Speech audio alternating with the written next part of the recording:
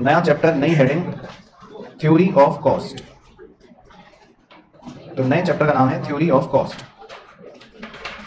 तो ये चैप्टर जो है ये सबसे इंटरेस्टिंग चैप्टर है, सबसे इंटरेस्टिंग, मतलब बहुत ही मजेदार। इसमें इतनी चटपटी बातें कि जितना पढ़ो और जितना पढ़ाओ उतना कम, ये है इसमें, उतना मजा आता है। मतलब आपको लगेगा कि बार बार बस यही चैप्टर हम पढ़ते हैं और कोई चैप्टर ना पढ़े, इसलिए इतना मतलब आनंद में चीज है बेसिकली। चलो तो हम छोटे छोटे टॉपिक्स इसमें कवर करेंगे, स्टार्टिंग विद नंबर 1।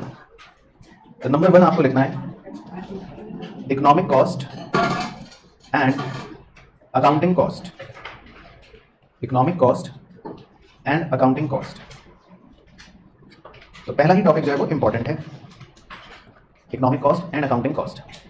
तो इसमें लिखो first point, accounting cost is the cost which is accounted for, that is recorded in books of account, full stop. Example, all payments.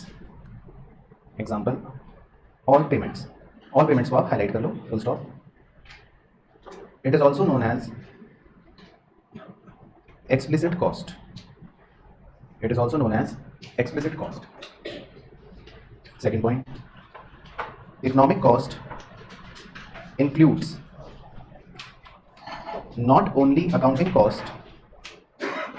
Economic cost includes not only accounting cost but also implicit cost.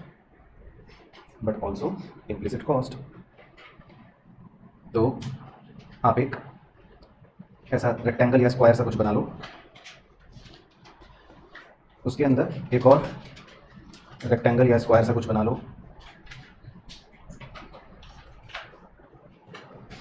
तो इस लाल वाले designer rectangle को आप नाम दे दो accounting cost या bracket में explicit cost. फिर जो येलो एरिया है, येलो एरिया को आप नाम दे दो इम्प्लिसिट कॉस्ट। तो जो पूरा बड़ा रेक्टेंगल है वो क्या है, इकोनॉमिक कॉस्ट। तो एक मैथमेटिकल फॉर्मूला सा भी बन गया अगर आप ध्यान से एनालाइज कर पाए कि economic cost is equal to explicit cost plus implicit cost. Explicit cost plus implicit cost. अब इम्प्लिसिट कॉस्ट क्या है थोड़ा सा वो भी लिखता है अगले पॉइंट में। इम्प्लिसिट कॉस्ट कि भाई ये क्या है, ये किस जगह का नाम है। तो इसमें लिखो डैश डाल के, amount of money the entrepreneur could have been earned if he had invested his money and sold his money services in the next best alternative use, full stop. It includes normal profit also. Includes normal profit को आप highlight कर लेना बस। तो पहले इतना लिखना है। अब इतनी बातों पर हो सकता है हम 15 मिनट ही चर्चा करते रहें, क्योंकि इसके अंदर जो गंभीर बातें हैं वो एक बार में समझना बहुत मुश्किल होती हैं। तो पहले आप नोट कर लो, फिर इसके अंदर हम चर्चा करेंगे। तो वो चर्चा जो है मतलब सिर्फ ओन अंडरस्टैंडिंग के लिए है। उसका ऐसा नहीं कि एग्जाम में कुछ क्वेश्चन पूछेगा, लेकिन पता होना चाहिए कि भाई ये सब बातें क्या लिख रहे हैं हम। चलो तो अब बस आप सुनते रहना बड़े ध्यान से, और थोड़ा लिंक बनाने के लिए मैं बिल्कुल अपना एग्जाम्पल ले लेता हूँ ताकि आपको और ज्यादा लिंकिंग लगे कि हाँ सर सही कह रहे हैं। तो अब एक हम बिजनेस का एग्जांपल ले लेते हैं, मतलब एक एंटरप्रेन्योर का एग्जांपल ले लेते हैं। तो मैं अपना एग्जांपल ले लेता हूं थोड़ी देर के लिए। अब हम बिजनेस के अंदर कुछ खर्चे करते हैं, कुछ पेमेंट्स करते हैं, ठीक है ना भाई। हमने अपने मजदूरों को मान लेते हैं, जो कर्मचारी हैं उनको वेजेस पे करा। हमने अपने कर्मचारियों को, दूसरे कर्मचारियों को सैलरीज पे करी, या इसके अलावा भी और तरह तरह के खर्चे हो सकते हैं जो आप सोच सकते हो कि बिजनेस में कुछ भी हम खर्चे करते हैं। तो हम भी वो खर्चे करते हैं बिजनेस के अंदर। तो जितनी भी हम पेमेंट्स कर रहे हैं, जितनी भी हमने पेमेंट्स करी, और यहाँ पर पेमेंट्स करने का मतलब ऐसा नहीं कि हम एक्रूवल बेसिस को भूल गए, मतलब पेमेंट्स करने का मतलब है पेमेंट्स कर दी या चाहे आउटस्टैंडिंग भी हो, मतलब ऐसा नहीं है कि पेमेंट मतलब सर कि क्या ये कैश में बाकी में पे हुआ है, अगर आउटस्टैंडिंग सैलरी तो क्या नहीं होगा, तो भी होगा। कहने का तात्पर्य ये है एक्सपेंस। तो जितने भी हम एक्सपेंस करते हैं बिजनेस के अंदर और जिन्हें हम अपनी किताबों में रिकॉर्ड करते हैं, जैसे हम अपना P&L अकाउंट बनाते हैं, है ना, तो यानी कि हम अपनी बुक्स बनाते हैं, तो हम अपनी बुक्स के अंदर इन सब बातों को रिकॉर्ड कर लेते हैं कि भाई ये खर्चा, ये खर्चा, ये खर्चा, ये खर्चा, ये सब हमारे खर्चे हो रहे हैं। तो इसे मुंशी के हिसाब से अगर हम देखें तो एक खर्चा है ना, मुंशी के हिसाब से, मुंशीगिरी के हिसाब से। तो इन सारी पेमेंट्स को अकाउंटिंग कॉस्ट या दूसरी भाषा में एक्सप्लिसिट कॉस्ट कहते हैं। तो ये नॉर्मल टर्मिनोलॉजी बन गई एक्सप्लिसिट कॉस्ट, ठीक है। लेकिन इकोनॉमिक्स में कॉस्ट एक वाइडर टर्म होती है, मतलब इकोनॉमिक्स में नजरिया कुछ और भी होता है, वो कुछ और नजरिया क्या हमको वो समझना बहुत जरूरी है। तो मैं मान लो अपना एग्जांपल जो ले रहा हूं, तो हम फ्लैशबैक में चलते हैं, आज से 15 साल पहले मान लेते हैं। तो अब मैं ये सोच रहा हूं कि भाई मेरे पास एक जमीन है, मैं लेबर भी हूं, थोड़ी बहुत गधा मजदूरी भी मैं जानता हूं, मेरे पास थोड़े बहुत पैसे भी हैं, और अगर कोई मुझसे कहेगा कि बिजनेस संभालो पूरा का पूरा या ऊपर के तीनों को मैनेज करो, तो मैं वो भी कर लूंगा। तो मतलब कहीं ना कहीं मेरे पास चारों चीजें अपने हैं। मेरे पास मेरी जमीन भी थी कुछ सालों पहले, मैं मेहनत भी कर सकता था फिजिकल। अगर कोई कहेगा 10 लेट होनी है, मैं ढूंढूंगा। अगर कोई कहेगा कि भाई आपके पास पैसे हैं, कैपिटल है, मैं कहूँगा हाँ है। और अगर कोई कहेगा कि भाई हमारे पास 3 चीजें हैं, आप मैनेज कर लोगे तीनों को, आप एंटरप्रेन्योर बन जाओगे हमारे, मैं तो भी कर लेता। तो मतलब मेरे पास ये चारों चीजें थी। तो मेरे दोस्त ने मुझसे कहा कि यार मैं कोई बिजनेस शुरू करना चाह रहा हूँ या मैं कुछ प्रोडक्शन करना चाह रहा हूँ, मेरा दोस्त है, तुम अपनी लैंड मुझे दे दो। मैंने कहा ठीक है, मैं तुम्हें लैंड अगर दूंगा तो तुम मुझे बदले में क्या दोगे? तो लैंड देने के बदले में क्या मिलता है? रेंट मिलता है ना। तो मैंने उससे पूछा कि भाई कितना रेंट दोगे, ऐसे लिख रहे हैं फिगर। तो उसने मान लो 100 रुपये। तो ठीक है, मैंने कहा अभी हम बातें कर रहे हैं, हुआ नहीं, दो मैं मेरा दोस्त बातें कर रहे हैं। फिर दोस्त ने कहा कि यार मुझे एक लेबर भी चाहिए। तो मैंने कहा ठीक है, मैं आ जाया करूँगा सुबह, तो उसके बदले में तुम मुझे क्या दोगे? Very good. तो उसने कहा कि तुम वेजेस भी ले लेना फिर 50 रुपये की। फिर दोस्त ने कहा यार बिजनेस के लिए ना मैं कहीं से पैसों का जुगाड़ ढूंढ रहा हूँ, कहीं से कैपिटल देख रहा हूँ, बैंक में जा रहा हूँ, लेकिन बैंक में तो बड़ा धक्के खा के मुझे निकाल दिया उन्होंने। तुम्हारे पास कुछ है क्या पैसे? मैंने कहा हाँ मेरे पास है कैपिटल, मैं दे दूंगा तुम्हें कैपिटल। तो इसके बदले में तुम मुझे क्या दोगे? Very good. तो उसने कहा कि मैं इंटरेस्ट दे दूंगा तुम्हें, मान लेते हैं 10 रुपये। फिर कह रहे चलिए 3 फैक्टर तो हो गए मेरे पास जुगाड़ बिजनेस के लिए, लेकिन मुझे कोई ऐसा आदमी चाहिए जो इन तीनों को मैनेज कर सके। एंटरप्रेन्योर भी ढूंढ रहा हूं मैं, ताकि इन तीनों को मैनेज करके बिजनेस बनाया जा सके। तो मैंने कहा मैं तो आजकल वेला हूं, तो बता तू बता, मैं आ जाता हूं, तो मैं एंटरप्रेन्योर सर्विस भी तुझे दे दूंगा। तो इसके बदले में तू मुझे क्या देगा? तो उसने कहा प्रॉफिट दे दूंगा। तो मैंने हिसाब लगा लिया इसके बिजनेस का, मॉडल बना के मैंने कहा चलो ठीक है 60 रुपये का प्रॉफिट हो ही जाएगा जैसे तैसे करके। तो ये अभी हम बातें कर रहे हैं। तो मैं सोच रहा हूँ कि चलो अगर मैं अपने दोस्त को अपनी सर्विसेज दूंगा, सर्विस वाला सारे फैक्टर्स दे दूंगा, लैंड भी मेरे पास अपनी है, लेबर भी मेरे पास है, अपना खुद कर लूंगा मेहनत, पैसा भी मेरे पास है, कैपिटल, मैं एंटरप्रेन्योर स्किल्स भी रखता हूं। तो मैंने कहा चलो मैं इसको अगर ये दे दूंगा तो बदले में मुझे मिल जाएगा। तो मेरे दिमाग में मतलब एक पूरी टोटल फिगर आ गई कि 100 का रेंट मिल जाएगा, 50 का वो मिल जाएगा, 10 का वो मिल जाएगा और 60 का वो मिल जाएगा। तो मतलब 220 रुपए मैं कुल मिलाकर कमा लूंगा। मतलब ये मैंने अपनी कैलकुलेशन कर ली। लेकिन फिर मुझे अचानक से लगा कि यार मैं दोस्त को अगर ये चारों चीजें दूंगा और 220 रुपए कमाऊंगा, फिर अचानक से मेरे दिमाग में आएगा कि क्यों ना मैं अपना ही काम करूं। मैं दोस्त को ये सब चीजें दे रहा हूं तो इससे बेहतर मैं अपना काम कर लेता हूं। मेरा दिमाग चेंज हो गया, फिर मेरा मन नहीं करा कि मैं दोस्त को ये सब चीजें दूं। तो फिर मैंने दोस्त को कुछ भी बहाना बनाकर कह दिया कि दोस्त भाई मैं तो नहीं कर पाऊंगा, सॉरी। दोस्त वाला एंगल तो खत्म हो गया। तो मैंने ये सारी चीजें दोस्त को ना देकर सोचा कि चलो इसको अपने व्यापार में ही इस्तेमाल कर लेता हूं। तो मैं ये सारी चीजें अपने ही बिजनेस में लगा दी। मैंने ये सारी चीजें मैंने कहां लगा दी? अपने बिजनेस में लगा दी।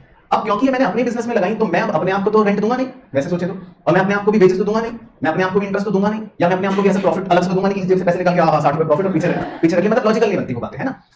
तो अब ये जो 220 रुपए हैं, अब इसको बस आपको ध्यान से समझना है। मैं हिंदी में पहले लिख देता हूं कि अपना बिजनेस करने के लिए या अपना काम करने के लिए, अपना बिजनेस करने के लिए मैंने 220 रुपए हाँ कमाई की अपॉर्चुनिटी खो दी, या कमाई की अपॉर्चुनिटी सैक्रिफाइस कर दी अपना बिजनेस करने के लिए। तो आपको बस ये समझना है कि मैंने जब अपना काम शुरू करा तो मैंने अपने काम को करने की वजह से 220 रुपए जो मैं कमा सकता था कहीं और से, उसको मैंने गंवा दिया। तो आप इस बात को समझ गए बस। तो यही बात को समझाने के लिए मुझे इतनी बड़ी स्टोरी बनानी पड़ी, क्योंकि अब अगर आप इंप्लिसिट कॉस्ट की परिभाषा पढ़ोगे धीरे धीरे तो इसमें लिखा है amount of money the entrepreneur, मतलब मेरे एंगल से सोचे ना, कुड हैव बीन अर्न्ड, यानी कि मैं जो कमा सकता था if अगर he had invested his money and sold his money services in the next best alternative use, कि अगर मैं अपनी सर्विसेज और अपनी चीजें किसी दूसरे बेस्ट अल्टरनेटिव को दे देता, मतलब अपने दोस्त को दे देता, तो मैं 220 रुपए कमा सकता था।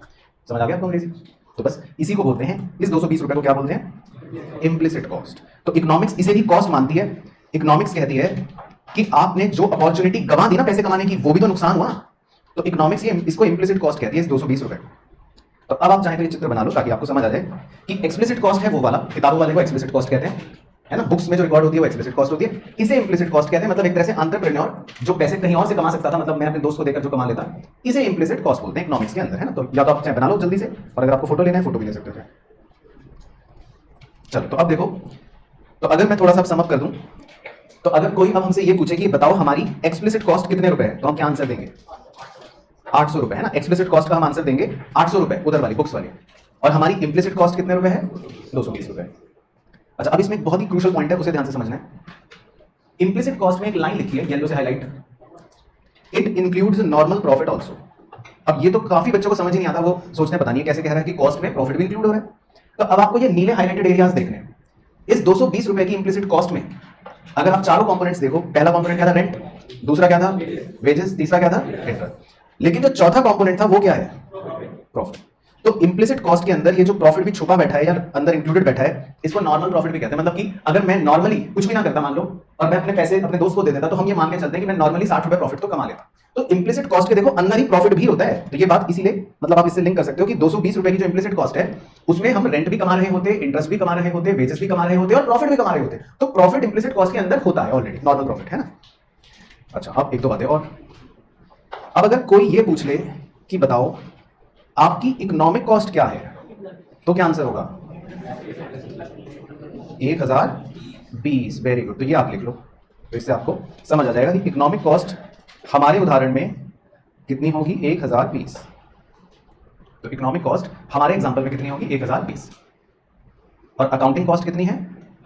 800। तो इकोनॉमिक मतलब अर्थशास्त्री, अगर किसी अर्थशास्त्री को बुलाया गया वो कहेगा आपकी लागत 1020, और अगर किसी मुंशी को बुला लिया तो मुंशी कहेगा 800।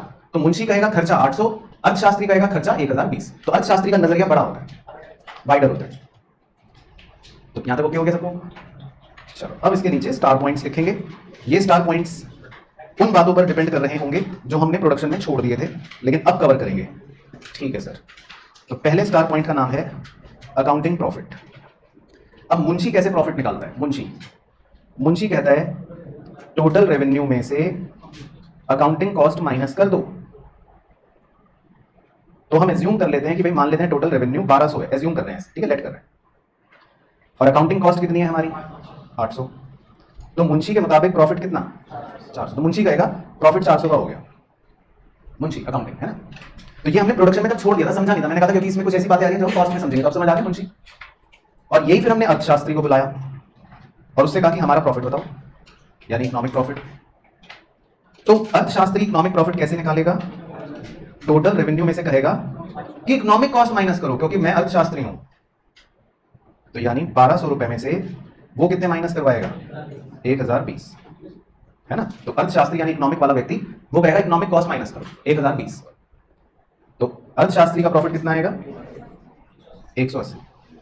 तो ये आपने शायद प्रोडक्शन में लिखा था, लेकिन हमने तब समझा नहीं था। याद आ गया पॉइंट? तो मैंने कहा था ना इसका लिंक है कुछ कॉस्ट चैप्टर में, तो वो लिंक ये था बेसिकली। तो अब आप समझ गए कि अच्छा ये है बात। तो अकाउंटिंग प्रॉफिट अलग होता है, इकोनॉमिक प्रॉफिट अलग होता है ना। अकाउंटिंग प्रॉफिट मुंशी निकाल रहा है, इकोनॉमिक प्रॉफिट अर्थशास्त्री निकाल रहा है। तो क्लियर हो गया मैम?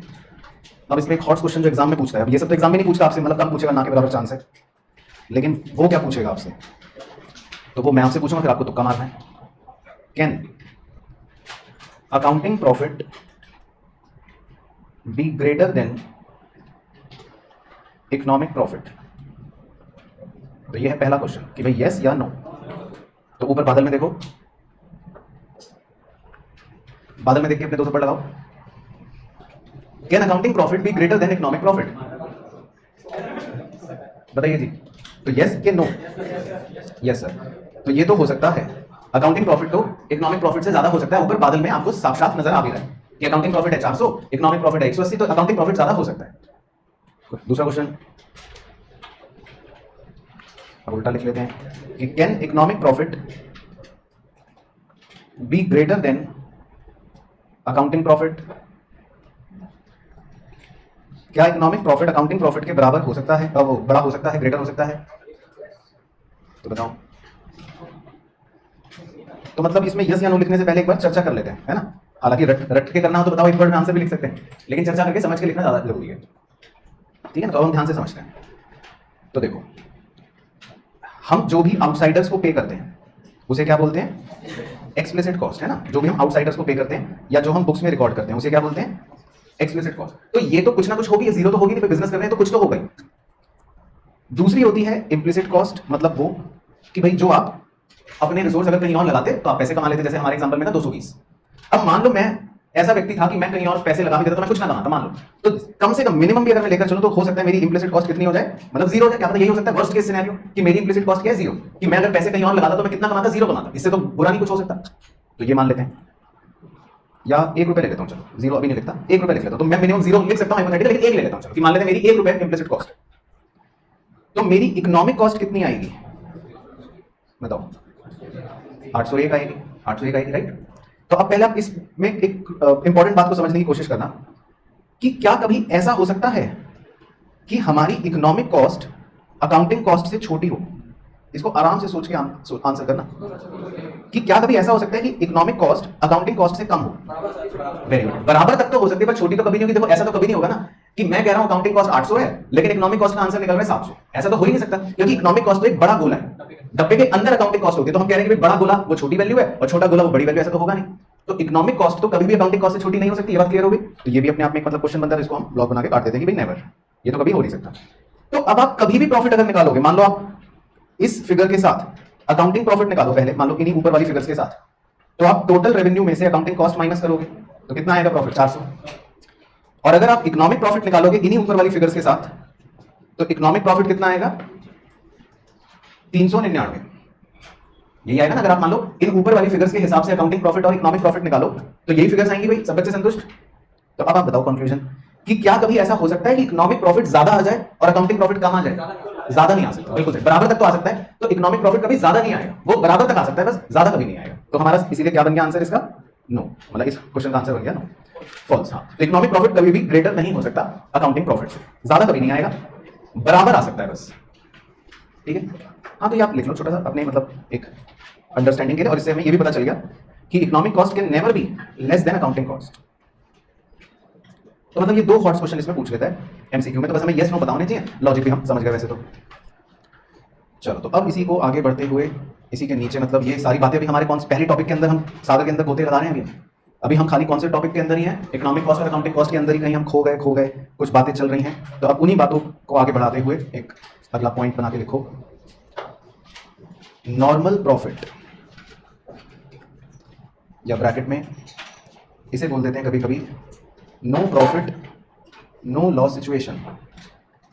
नॉर्मल प्रॉफिट या no profit no loss situation.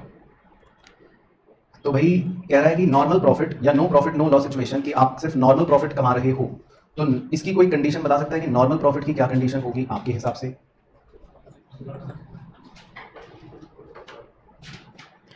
तो लिखो, इकोनॉमिक्स में नॉर्मल प्रॉफिट की कंडीशन है revenue is equal to economic cost. अब ये लिखने के बाद काफी बच्चे जो है वो पागल हो जाते हैं कि सर ये कैसे, कि आप कह रहे हो कि रेवेन्यू के बराबर ही खर्चा है ना, रेवेन्यू के बराबर ही खर्चा हो गया तो सर ये तो जीरो प्रॉफिट आना चाहिए। तो हम एज्यूम कर लेते हैं, मान लो हम अपनी वही पुरानी फिगर्स लेके चले कि मान लो अगर मैं आपको कहता कि हमारा रेवेन्यू 1080 है फॉर एग्जांपल, मान लो मैं ये कहता for example let us assume कि हमारा रेवेन्यू कितना है 1080, ये मैं एज्यूम कर रहा हूं, और हमारी इकोनॉमिक कॉस्ट कितनी थी और वो कैसे थी, एक बार उसका पूरा ब्रेकअप बताओ। 800 थी, अच्छा 1020 लिख लो फिर रेवेन्यू, सॉरी 1020। 800 थी एक्सप्लिसिट कॉस्ट और इम्प्लिसिट कॉस्ट कितनी थी, 220 थी, है ना। तो मतलब हमारी इकोनॉमिक कॉस्ट 1020 थी। तो मान लो अगर हमारा रेवेन्यू भी 1020 होता फॉर एग्जांपल एज्यूम कर रहे हैं, तो अगर ऐसे शक्ल से देखें और अगर कोई हमें कहे कि इकोनॉमिक प्रॉफिट निकालो तो हम कैसे निकालते हैं, इकोनॉमिक प्रॉफिट का फॉर्मूला लगाते हैं रेवेन्यू माइनस इकोनॉमिक कॉस्ट। तो हमारा इकोनॉमिक प्रॉफिट कितना आता, 0 आता, है ना। अब बच्चा इसीलिए यहां पर लड़ाई करता है हमसे, जब बच्चे बाल नोचते हैं अपने भी और हमारे भी कि सर जब रेवेन्यू माइनस इकोनॉमिक कॉस्ट कर रहे हैं और प्रॉफिट इकोनॉमिक प्रॉफिट 0 आ रहा है तो आप ये कैसे कह रहे हो कि ये नॉर्मल प्रॉफिट है। बच्चा इसीलिए इस पर झगड़े करता है, बाल नोचता है कि सर ये आप कैसे कह रहे हो कि ये नॉर्मल प्रॉफिट है, जबकि मैथमेटिकली सॉल्व करने पर तो ये प्रॉफिट इकोनॉमिक प्रॉफिट 0 आ रहा है। तो आप कैसे कह रहे हो कि नॉर्मल प्रॉफिट कमा रहा हूं मैं, ये तो 0 प्रॉफिट कमा रहा हूं मैं, प्रॉफिट का है। तो बताओ इस पर आपकी क्या राय है। अच्छा, तो अकाउंटिंग के हिसाब से मतलब बच्चे कह रहे हैं कि वो हमारा फिर भी प्रॉफिट है, इकोनॉमिक में वो 0 हो जा रहा है, लेकिन मैं इसको सही एक्सप्लेनेशन नहीं मानूंगा ना, आपको माननी है वहां। हाँ, तो ये थोड़ा सा सही है, तो इनकी लाइन को पिक करते हैं, मैं आपको बाकी बच्चों को भी दिखाता हूं, बड़े ध्यान से देखना। हमने लिखा भी था इम्प्लिसिट कॉस्ट में और मैंने आपको समझाया भी था ऊपर की तरफ कि इम्प्लिसिट कॉस्ट जो है 220, एक बार उसका ब्रेकअप दोबारा ध्यान से देखो। इस 220 में आप क्या क्या चीजें जोड़ रहे हो, 100 रुपए का रेंट, 50 रुपए की वेजेस, 10 रुपए का इंटरेस्ट और 60 रुपए का प्रॉफिट, नॉर्मल प्रॉफिट। तो अब इसका मतलब ये होता है एक प्रकार से कि आपकी इस इकोनॉमिक कॉस्ट यानी कि 1020 के अंदर, और खासकर इसमें भी स्पेसिफिकली बोलूं तो ये जो इम्प्लिसिट कॉस्ट है 220 रुपए, इस 220 रुपए के अंदर ऑलरेडी 60 रुपए का कौन छुपा बैठा है, नॉर्मल प्रॉफिट। तो अगर आप 1020 रुपए का रेवेन्यू कमा रहे हो ना, तो दैट मींस आप 60 रुपए नॉर्मल प्रॉफिट ऑलरेडी मतलब अपने कवर कर चुके। इसका मतलब ये है। तो मैं इसको और एक बार दोबारा बार डायग्राम से समझाता हूं ताकि आपको थोड़ा सा और दिमाग खुल जाए। तो सुनते रहना, लिखने की अभी जल्दीबाजी मत करना। मान लो मैं ये कॉस्ट का एक बार डायग्राम बनाऊं, तो आपकी एक्सप्लिसिट कॉस्ट कितनी है, मतलब आपने बाहर वालों को कितना पे करा, 800, तो ये तो आपका खर्चा हो गया। फिर उसके बाद आप इंप्लिसिट कॉस्ट जोड़ रहे हो, तो इंप्लिसिट कॉस्ट लाल रंग से बना देता हूं। तो आपने इंप्लिसिट कॉस्ट में 100 रुपए जो रेंट गंवा दिए वो, उसके बाद इंप्लिसिट कॉस्ट में जो 60 रुपए आपने शायद वेजेस के कमाए, 50 रुपए, सॉरी 50 रुपए जो वेजेस के कमाए वो, फिर इंप्लिसिट कॉस्ट में 10 रुपए इंटरेस्ट के गंवाए वो। तो मान लो कि आप यहीं तक रुक जाओ फॉर एग्जांपल, तो ये आपकी अभी तक की इंप्लिसिट कॉस्ट है और ये नीचे वाली 800 रुपए तो आपकी एक्सप्लिसिट कॉस्ट है। अब मान लो आप जो अपना सामान बेच रहे हो वो बेच रहे हो 1020 में, यानी कि रेवेन्यू है 1020, और अगर आप अभी तक की अपनी टोटल कॉस्ट देखो, अभी तक की आपकी टोटल कॉस्ट कितनी होगी, 960, यही होगी ना। तो अगर आप 1020 में अपना सामान बेच रहे हो और आपकी अभी तक का खर्चा जिसमें 800 रुपए आपने बाहर वालों को पे करे, इंप्लिसिट कॉस्ट भी सारी जोड़ ली सिवाय एक कंपोनेंट के, तो वो 960 है। तो इसका मतलब अब अगर आप अपना सामान 1020 में बेच भी रहे हो तो दैट मींस आप कितने रुपए कमा रहे हो, 60 रुपए कमा रहे हो ना। आपका रेवेन्यू है 1020 और आपका अभी तक का खर्चा कितना है, 960। तो जब आप 60 रुपए अभी भी कमा रहे हो तो ये एक तरह से क्या है, नॉर्मल प्रॉफिट। वो तो हमारी कैलकुलेशन ऐसी है, वो तो हमारा कॉन्सेप्ट ऐसा है कि हम इंप्लिसिट कॉस्ट ही पूरे को बोलते हैं। हम इंप्लिसिट कॉस्ट ही किसी को बोल देते हैं, पूरे को। हम कहते हैं ये इंप्लिसिट कॉस्ट है जी हमारी, उसमें हम नॉर्मल प्रॉफिट ऑलरेडी इंक्लूड करके बैठे हुए होते हैं, और हम कहते हैं हमारी जी टोटल कॉस्ट आ गई 1020। तो हम कहते हैं जी देखो नो प्रॉफिट मतलब जीरो, रेवेन्यू माइनस कॉस्ट करोगे तो क्या आंसर आएगा, जीरो। लेकिन जीरो आंसर के पीछे आपको अंदर अंदर पर्दे के पीछे तो पता है ना कि आपने कितना कमा रखा है प्रॉफिट, 60। ये है पूरी कहानी। तो बात समझ आई। तो शक्ल से वो जीरो है, मतलब 1020 कॉस्ट भी और 1020 रेवेन्यू भी, तो शक्ल से जीरो है, दोनों बराबर है। लेकिन इसमें ऑलरेडी आपने क्या कमा रखा है, नॉर्मल प्रॉफिट कमा रखा है। तो खैर ये सब इतनी गहराई की बातें आपके इकोनॉमिक ऑनर्स में आपसे करवाएगा, तो आपको तो घर से क्या रट के जाना है बस एमसीक्यू के लिए कि भाई नॉर्मल प्रॉफिट की कंडीशन है revenue is equal to economic cost. अब इसी का एक हॉट क्वेश्चन मैं बना देता हूं जो वो एग्जाम में पूछ लेते हैं। तो एक हॉट क्वेश्चन पहले लिख लो स्टार डाल के, वो भी आप लिख लो। When economic profit is zero, तो देखो भाई हमारे इकोनॉमिक प्रॉफिट कितने हैं इसमें, जीरो। इकोनॉमिक प्रॉफिट कितना है इसमें, जीरो। तो when economic profit is zero then it is point of normal profit, उसी को नॉर्मल प्रॉफिट भी बोलते हैं। तो मतलब देखो लिखते हुए कितनी विडंबना वाली बात लगती है, इसीलिए बच्चों को ये डाइजेस्ट नहीं हो पाता कि पहले अक्षर में हम लिख रहे हैं इकोनॉमिक प्रॉफिट जीरो है और हम उसी को कह रहे हैं कि ये इसका मतलब नॉर्मल प्रॉफिट है। तो मतलब कितनी भयानक बात हो जाती है बच्चे को बाद में ये डाइजेस्ट कर पाना कि ऊपर हम कह रहे हैं इकोनॉमिक प्रॉफिट जीरो है और उसी लाइन में आगे कह रहे हैं कि ये नॉर्मल प्रॉफिट है। और आपको समझ आ गया ना बात। तो जीरो इकोनॉमिक प्रॉफिट होने का मतलब ये है कि आपने पर्दे के पीछे ऑलरेडी छुपे हुए रूप में 60 रुपए नॉर्मल कमा रखे हैं। तो इकोनॉमिक प्रॉफिट चाहे जीरो हो लेकिन फिर भी आपका नॉर्मल प्रॉफिट 60 तो उसके अंदर ऑलरेडी आ चुका है। तो ये थोड़ा सा मतलब एक कॉम्प्लेक्स पॉइंट होता है, बस जो समझना होता है। बाकी आप याद क्या रखोगे वो बस बोल दो अपने मुंह से। तो नॉर्मल प्रॉफिट की कंडीशन क्या है, रेवेन्यू इकोनॉमिक कॉस्ट के बराबर होगी और आपका इकोनॉमिक प्रॉफिट कितना आएगा, जीरो आएगा। तो इकोनॉमिक प्रॉफिट जीरो आने का मतलब है कि भैया नॉर्मल प्रॉफिट कमा रहे हैं हम, ये मतलब है। तो इकोनॉमिक प्रॉफिट जीरो आने का मतलब है कि हम नॉर्मल प्रॉफिट कमा रहे हैं, है ना। तो बस ये इसमें सारी क्रिटिकल बातें हो गई। चलो तो ये था आपका सबसे बड़ा और सबसे खतरनाक पूरे चैप्टर का मतलब पॉइंट 1 था ये बेसिकली। मतलब अभी समझ गए हम कौन से सागर के अंदर तैर रहे थे। बस अभी हमने एक ही पॉइंट पढ़ा है अभी। हाँ अभी तो बस हम पहले ही पॉइंट पढ़ रहे थे इकोनॉमिक कॉस्ट और अकाउंटिंग कॉस्ट, बस वो खत्म हो गया। हाँ जो इंपॉर्टेंट था, बट आपको पूरा अच्छे से समझ आ गई इसकी स्टोरी। चलो तो आप किसी भी अपने इकोनॉमिक ऑनर्स वाले दोस्त को पढ़ा सकते हो। चलो अब आगे बढ़ते हैं जी पॉइंट नंबर 2। पॉइंट नंबर 2 से छोटी छोटी बातें हैं। पॉइंट नंबर 2 में लिखना है एबनॉर्मल प्रॉफिट। तो नॉर्मल प्रॉफिट तो सर हमने लिख लिया था ऊपर, एबनॉर्मल प्रॉफिट क्या होगा। एबनॉर्मल प्रॉफिट बोलते हैं जब रेवेन्यू ज्यादा हो जाए इकोनॉमिक कॉस्ट से। तो मतलब अगर बस मैं ऐसे ही बनाने के लिए बना रहा हूं, तो मान लो आपकी इकोनॉमिक कॉस्ट है 1020 है ना, यही था ना हमारा एग्जांपल, जिसमें 60 रुपए ऑलरेडी आपके छुपे हुए क्या है, नॉर्मल प्रॉफिट। और आपका रेवेन्यू जो है इस बार जो आप माल बेच रहे हो वो बेच रहे हो मान लेते हैं 1100 में। इस बार जो आप माल बेच रहे हो कितने में बेच रहे हो, 1100 में। तो साहब इस बार तो आप बहुत चालू हो गए, 1020 तक तो नॉर्मल तो कमा ही रहे हो और उसके ऊपर भी एक्स्ट्रा कितने कमा रहे हो, 80। तो बस इस एक्स्ट्रा 80 को क्या नाम दे दिया जी, एबनॉर्मल प्रॉफिट। तो बेसिकली जब आपके रेवेन्यू इकोनॉमिक कॉस्ट से ज्यादा हो जाए तो उसको बोल देते हैं एबनॉर्मल प्रॉफिट। तो नॉर्मल तो आप कमा ही रहे थे 1020 तक तो, लेकिन आप तो उससे ज्यादा का बेच रहे हो, तो बस ज्यादा का बेच रहे हो तो एबनॉर्मल प्रॉफिट हो गया। ठीक है, सिंपल समझ आ गया एबनॉर्मल प्रॉफिट। तो revenue greater than economic cost, तो ये एबनॉर्मल प्रॉफिट। चलो उसके बाद जी नंबर 3 अगला point, outlay cost and opportunity cost. तो ये नाम बदल दिया बस, लेकिन इनके बारे में लिखते ही आप अपनी सीट से उछल जाओगे। तो आउटले कॉस्ट के नीचे एरो डाल के लिखो आउटले कॉस्ट का मतलब है actual cost that is recorded in books, और अपॉर्चुनिटी कॉस्ट का मतलब है cost of next best alternative foregone that is not recorded in books. तो बस थोड़ा बहुत नाम बदल दिया, लेकिन मन की आंखों से आप क्या समझोगे कि आउटले कॉस्ट मतलब एक्सप्लिसिट वाली ही कह रहा है, वही बात है, और अपॉर्चुनिटी कॉस्ट मतलब इम्प्लिसिट वाली ही कह रहा है, वही बात है। सेम ही बात है, वैसे भी सेम ही, ऐसा नहीं कि कोई इसमें झूठ की बात है, वैसे भी सेम ही बात है, लेकिन बस वो हेडिंग अलग बना दी, तो हमने भी हेडिंग अलग बना दी। आउटले कॉस्ट और अपॉर्चुनिटी कॉस्ट वैसे सेम ही बात है, एक्सप्लिसिट और इम्प्लिसिट। उसके बाद जी नंबर 4 बढ़िया पॉइंट है, डायरेक्ट कॉस्ट और इनडायरेक्ट कॉस्ट। डायरेक्ट कॉस्ट और इनडायरेक्ट कॉस्ट। तो डायरेक्ट कॉस्ट की मम्मी उसे घर में प्यार से किस नाम से बुलाती हैं? उसकी मम्मी बुलाती हैं ट्रेसेबल। और इनडायरेक्ट कॉस्ट की मम्मी उसे किस नाम से बुलाती हैं? Non traceable. तो ये इनके दूसरे घर के नाम हो गए। बाकी इनका क्या मतलब है वो लिखते हैं।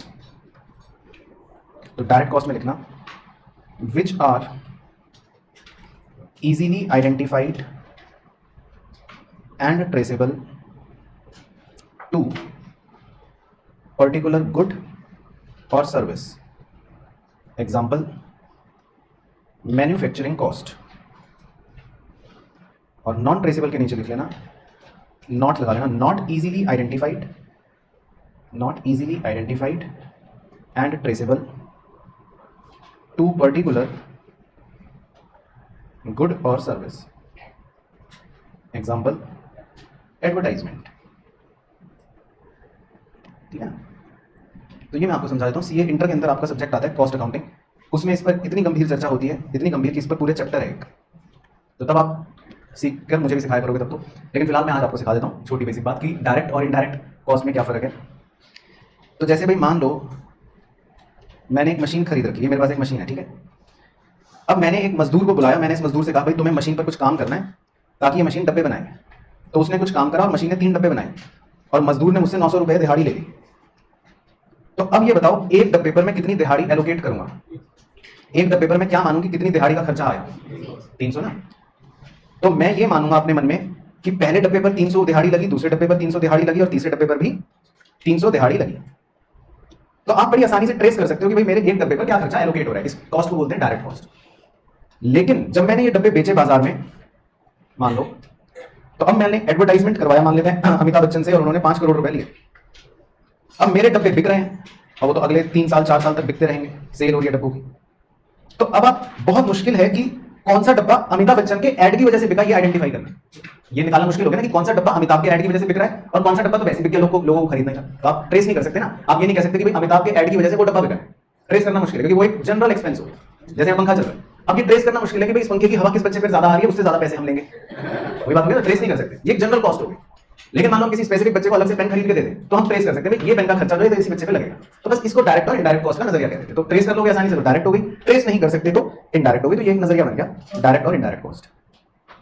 उसके बाद जी 5वां, ये भी एक बहुत सिंपल नजरिया है, हिस्टोरिकल कॉस्ट और रिप्लेसमेंट कॉस्ट। हिस्टोरिकल कॉस्ट और रिप्लेसमेंट कॉस्ट। तो इसके लिए आप एक एग्जांपल बना लो छोटा सा ऐसे ही। तो मान लेते हैं आपने गाड़ी खरीदी, ठीक है। तो एक गाड़ी आपने खरीदी कितने रुपए की? मान लेते हैं 10 करोड़ की। और ये कब खरीदी थी आपने? जब आप नर्सरी में थे, 1 जनवरी कुछ भी मान लो 2009। अब आप इस गाड़ी को चलाते चले और आज ऑब्वियसली गाड़ी तो पुरानी होगी, मान लेते हैं आज की डेट है 1 जनवरी 2025, ऐसी कुछ भी लिख रहे हैं मान लेते हैं। अब आपने सोचा भाई ये गाड़ी तो बेकार हो गई है, अब मुझे इस गाड़ी को रिप्लेस करना पड़ेगा, और मैं तो यही गाड़ी का फैन हूं, मुझे तो यही गाड़ी खरीदनी। सेम गाड़ी। तो आप दोबारा शोरूम पे गए पता करने के भाई आज ये गाड़ी जो मैंने पहले खरीदी थी मुझे तो सेम गाड़ी चाहिए, बताओ ये कितने की है? तो उसने कहा जी अब ये गाड़ी आज तो 50 करोड़ की है। तो हिस्टोरिकल कॉस्ट किसे बोलेंगे? 10 करोड़, बस सिंपल। और रिप्लेसमेंट कॉस्ट 50 करोड़। तो रिप्लेसमेंट कॉस्ट का मतलब हो गया नजरिया कि अगर आप अपना कोई एसेट आज रिप्लेस करते हो तो वो बाजार में कितने का आएगा, सेम। तो वो सेम गाड़ी कितने की आएगी? 50 करोड़। और हिस्टोरिकल कॉस्ट का मतलब हो गया कि आपने शुरू में पहले कितने का खरीदा था। Old cost. तो ये भी एक नजरिया बन गया। तो ये 10 करोड़ को आप हिस्टोरिकल कॉस्ट बोल दोगे और 50 करोड़ को आप रिप्लेसमेंट कॉस्ट बोल दोगे। ठीक है, सिंपल। उसके बाद 6 पॉइंट, अगला नजरिया, इंडिविजुअल कॉस्ट और सोशल कॉस्ट। इंडिविजुअल कॉस्ट और सोशल कॉस्ट। तो इसके लिए भी आप एक डायग्राम बना लो मेरे साथ। तो इसमें आपको एक फैक्ट्री बनानी है, ठीक है। फैक्ट्री के बाहर 3 मजदूर बनाने हैं। तो आपने मजदूरों को क्या पे करा, वेजेस पे करा 10,000 रुपए। फिर मजदूर अपना काम पे लग गए, डब्बे बना रहे हैं, मशीन चला रहे हैं। तो आपकी फैक्ट्री से क्या निकल रहा है, धुआं, प्रदूषण। फिर आपका मान लो केमिकल का काम है, तो आपकी फैक्ट्री से नाली के रास्ते से वो काला पानी भी निकल रहा है। तो आपने समाज को 2 चीजें दी, एक वायु प्रदूषण और एक जल प्रदूषण। तो भाई जो आसपास के लोग हैं, उस सोसाइटी में रहने वाली, यहाँ एक बिल्डिंग है, यहाँ के आदमी मर गए, मान लो, कह रहे हैं क्या हो गया। तो आपने समाज को क्या करा, दूषित करा। तो इसको बोल देते हैं सामाजिक कॉस्ट, कि भाई आपके डब्बे बनाने का हर्जाना समाज को क्या भुगतना पड़ा। डब्बे तो आपने बनाए, उसका हर्जाना समाज ने क्या भुगता। तो समाज के फेफड़े खराब हो गए, समाज का गंदा पानी पीने से लीवर खराब हो गया। तो जो भी समाज में कॉस्ट उसकी बियर हुई, दैट इज सोशल कॉस्ट। और इंडिविजुअल कॉस्ट आप क्या कहोगे, दिहाड़ी, कि मेरा खर्चा मेरा खर्चा मेरा खर्चा, यानी कि इसमें आप मेरा मेरा करते हो। हाँ, इंडिविजुअल कॉस्ट, कि भाई ये तो मेरा खर्चा है, मेरे को 10,000 रुपए मैंने वेजेस पे करे, that is my cost, individual cost. लेकिन ब्रॉडर पर्सपेक्टिव से देखें तो समाज को जो नुकसान हुआ, दैट इज सोशल कॉस्ट। तो प्रोडक्शन से सामाजिक कॉस्ट भी मतलब हो रही है, ये दिखाना चाहते हैं। क्लियर हो गया ये नजरिया नंबर 6। उसके बाद जी नंबर 7 नजरिया। नंबर 7 नजरिए का नाम है फिक्स्ड कॉस्ट और वेरिएबल कॉस्ट। फिक्स्ड कॉस्ट और वेरिएबल कॉस्ट, ये भी एक नजरिया है। इसमें लिखते हैं पहले, फिक्स्ड कॉस्ट का मतलब does not change with change in output. Does not change with change in output, तो ये बदलेगी नहीं। तो अगर हम यहाँ पर जो रेंट पे कर रहे हैं, तो अभी जब आपकी छुट्टियां भी होंगी, 10 दिन यहाँ क्लासेस नहीं भी होंगी, तब भी हमें रेंट पूरा पे करना पड़ेगा। तो हमारे आउटपुट से ये खर्चा वेरी नहीं करता, ये फिक्स रहता है, ये चेंज नहीं होता। चाहे मैं 1 क्लास लूँ यहाँ पर, चाहे हम 100 क्लास लें यहाँ पर, तो ये फिक्स रहेगा। तो ये तो हो गया फिक्स कॉस्ट। और वेरिएबल कॉस्ट मतलब होता है जो वेरी कर जाता है। तो इसमें आप लिख लो वेरी, मतलब ये changes with change in output. तो जैसे हमारे यहाँ बिजली का खर्चा है, पंखे का खर्चा हो गया, मतलब बिजली वाला, तो जितनी क्लास लेंगे उतनी ज्यादा बिजली लगेगी, कम क्लास लेंगे तो कम बिजली लगेगी, तो ये वेरी कर जाएगा। तो इसको बोल देते हैं वेरिएबल कॉस्ट। अब फिक्स्ड कॉस्ट की मम्मी उसे घर में प्यार से क्या बुलाती हैं, नहीं, फिक्स्ड कॉस्ट की मम्मी उसे घर में बुलाती हैं प्यार से संक कॉस्ट। तो ये आपको वैसे सीए फाइनल में सिखाया जाएगा, एक चैप्टर आता है डिसीजन मेकिंग, उसमें ये सिखाया जाता है। पहला नियम ये होता है कि जब आपको कोई डिसीजन लेना हो तो उसमें फिक्स्ड कॉस्ट को कंसीडर नहीं करते। तो थोड़ा थोड़ा हम भी सीखेंगे, हमारे यहाँ पे भी आएगा शट डाउन पॉइंट करके, तब हम भी ये सिखाएंगे कि फिक्स्ड कॉस्ट जो है ना वो डिसीजन मेकिंग में नहीं लिया जाता, क्योंकि फिक्स्ड कॉस्ट तो जो हो गई वो तो डूब गए। अब मैंने यहाँ जो रेंट दे दिया वो तो गए, पैसे तो डूब गए। अब मैं तो आगे का सोचूंगा ना कि कितनी क्लासेस पढ़ाऊं। तो संक कॉस्ट को हम डिसीजन मेकिंग में कभी कंसीडर नहीं, मतलब फिक्स्ड कॉस्ट को कंसीडर नहीं करते, इसीलिए उसको संक कॉस्ट कहते हैं। मतलब ये तो पैसे डूब गए, ये तो गए। और वेरिएबल कॉस्ट की मम्मी क्या बुलाती है उसको घर में प्यार से, इंक्रीमेंटल कॉस्ट। इसमें इंक्रीमेंट होगा, इजाफा होगा अगर मैं ज्यादा डब्बे बनाऊंगा, मतलब ये चेंज हो जाएगी। तो इसीलिए इसको बोल देते हैं इंक्रीमेंटल कॉस्ट, है ना, बढ़ जाएगी। तो अगर मैं ज्यादा क्लासेस लूंगा तो ज्यादा बिजली, कम क्लासेस लूंगा तो कम बिजली, तो ये हमारी इंक्रीमेंट करेगी डब्बों के साथ। तो इसको बोल देते हैं इंक्रीमेंटल कॉस्ट। फिर संक कॉस्ट जब ट्यूशन पढ़ने जाता है तो इसके ट्यूशन के दोस्त इसे किस नाम से बुलाते हैं, इसका ट्यूशन का नाम है इनएस्केपेबल। तो इनएस्केपेबल का वैसे क्या मतलब होता है डिक्शनरी मीनिंग, जिसको अवॉइड करना नामुमकिन हो, जिससे बचना मुश्किल ही नहीं नामुमकिन हो, इनएस्केपेबल। या कॉमा अनकंट्रोलेबल, अनकंट्रोलेबल। और जो इसका बिल्कुल पक्का दोस्त है बीएफएफ, वो इसको किस नाम से बुलाता है, वो इसको बुलाता है ओवरहेड्स। कह रहा तुम तो सर पे ही नाचते रहते हो यार, ओवरहेड्स। तो ये कॉस्ट का टर्म है बेसिकली, ओवरहेड्स। तो ये जो फिक्स्ड कॉस्ट का नेचर होता है वो इस तरह के टर्म्स के साथ चलता है। फिक्स्ड कॉस्ट मतलब ये सब, तो ये अलग अलग नाम है फिक्स्ड कॉस्ट की। चलो, तो यहां तक आपके कितने हो गए कॉस्ट के नजरिए, 7 हो गए, है ना। तो यहां पे एक लाइन लगा सकते हो छोटी सी, बेसिकली ये तो कॉस्ट के नजरिए थे अलग अलग। अब आप नेक्स्ट फ्रेश पेज पर हेडिंग डालना, उस हेडिंग का नाम है कॉस्ट फंक्शन। तो मतलब चैप्टर बेसिकली मेनली यहां से शुरू हो रहा है वैसे, कॉस्ट फंक्शन। तो फंक्शन वर्ड कई बार आ चुका, बहुत बार आ चुका, तो अब आप बताओगे क्योंकि मैंने तो बहुत सिखा दिया। तो फंक्शन मतलब एक डिपेंडेंट वेरिएबल होगा, एक से ज्यादा बहुत सारे इंडिपेंडेंट वेरिएबल होंगे। ठीक है, तो बस वही लिखना है। तो लिखो कि it is a relation between cost of product and various determinants. तो ये एक रिश्ता है बहुत सारे डिटर्मिनेंट्स का और कॉस्ट का, लागत का, इसीलिए नाम पड़ गया कॉस्ट फंक्शन। तो एक सिंबल बनाने के लिए लिख लो C is equal to F of क्या, बताओ, A B C D dash dash dash. हाँ, तो C मतलब हो गया कॉस्ट, और ये A B C D dash dash dash क्या हो गए, वेरियस फैक्टर्स, कुछ भी हो सकते हैं। तो डब्बों की जो कॉस्ट है, मान लो आप डब्बे बना रहे हो, उसकी लागत जो है वो बहुत से फैक्टर्स पर डिपेंड कर सकती है। तो अब आप बुद्धि लगा के बताओगे एक दो कि कौन से ऐसे फैक्टर्स हो सकते हैं जिन पर डब्बों की लागत निर्भर करेगी। ठीक है, तो वेरी गुड, तो लिखते रहते हैं।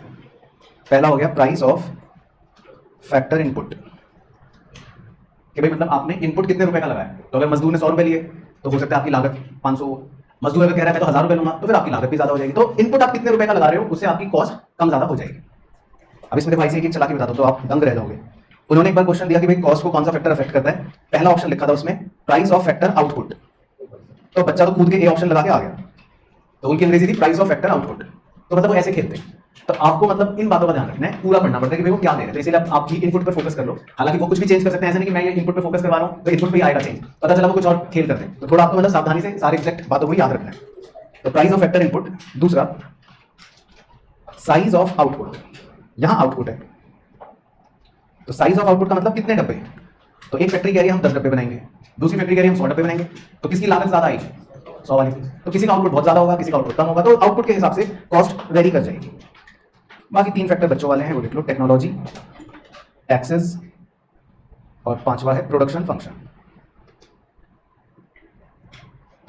तो टेक्नोलॉजी आपने थोड़ा पढ़ रखा है पहले भी, सप्लाई के टाइम पे शायद, मतलब वही है कि खर्चा कम ज्यादा टेक्नोलॉजी के हिसाब से हो सकता है। एक्सेस में भी अगर सरकार टैक्स ज्यादा लगाएगी तो आपकी कॉस्ट ज्यादा हो सकती है। और प्रोडक्शन फंक्शन तो आपकी लागत को अफेक्ट करेगा ही, वो मैं आपको पूरे चैप्टर में भी आगे भी सिखाऊंगा। तो इस पर एक स्टार लगा लो बस प्रोडक्शन फंक्शन पे। तो ये हम बाद में चैप्टर में सीखेंगे कि वो कैसे अफेक्ट करता है। फिर इसी के नीचे लिखना है पेज के बीचों बीच काइंड्स ऑफ कॉस्ट फंक्शन।